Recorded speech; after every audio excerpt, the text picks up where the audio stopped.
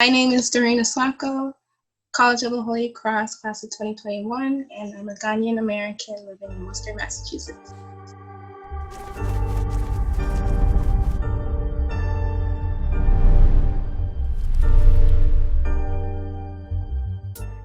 For me, first generation college student, is starting a new legacy, starting something new. I mean, you're the first one to do something amazing. And for me, it's a title that I hold dearly, and it's something that I almost always introduce myself with when someone asks me about, introduce yourself. I think it's definitely something that I think about a lot in terms of as I navigate college life and just thinking about the future and what that means for me. Now, especially that I'm almost done like my undergrad in college, I think I've definitely started to reflect on just what it means to be a first generation for me specifically. I grew up in a single mother household. My mother is an immigrant. I remember just kind of having to grow up a little faster than other people. Just remember when I was like, 7, 8, 9, 10, just reading and signing things for her, having to explain things, little stuff like that. But I think that's helped me a lot, especially in high school, navigating high school and navigating college. It's just knowing that I got to do this for myself, and then in turn, I can do this for my community, aka like my mom and everyone else. Because not only am I just a first generation college student, I'm the first person in my family to get anything more than a high school degree, whether in the US or outside of the US. And that's something I never really thought about too, is that I'm the first one to get a college degree in general. And that's something that I think motivates me to continue, and just the fact that I want a better life for myself and then life for my mom as well.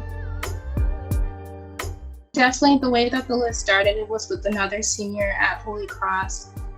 She's also a first generation college student, and it was just, I think that's something that you definitely have to learn, is just you have contacts within your reach. You just have to take that leap and just contact people. And that's honestly the scariest part, because once you do that, it's just like, okay, I did it, it's out of my hands now. So for me, I think creating this list, has definitely showed me and given me the opportunity to think about, who is a part of my community, and just the voices and the people and the businesses that are around me that I don't even know, that I didn't know about until creating this list. And it's made me feel a sense of pride and just joy that I'm here in Worcester, and there's just so many that, our list has over 160 plus businesses.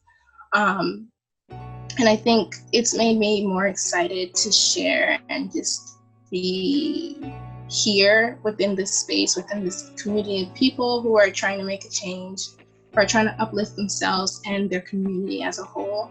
And especially being at an institution that's predominantly white, I hope that when the time comes for us all to come back on campus, that our list really is a tool for people to get out there and get to know the Worcester community better and get connected within the Worcester community as well.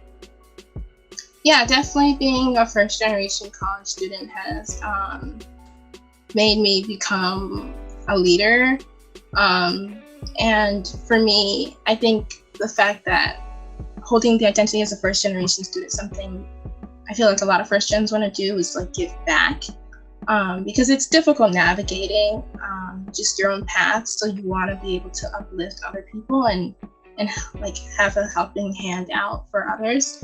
So I think definitely just being a first generation student has inspired me to, in any way I can, kind of give back by giving out resources or just connecting people in different ways that I can. And that's something I try to do on campus, off campus, but specifically on campus, in the roles that I take in being an RA on campus for incoming first year students, and participating in orientation programs and whatnot, and just making sure that people know that they're not the only ones and that there's people on campus and just people in the world that they can kind of contact or just have a shoulder to lean on.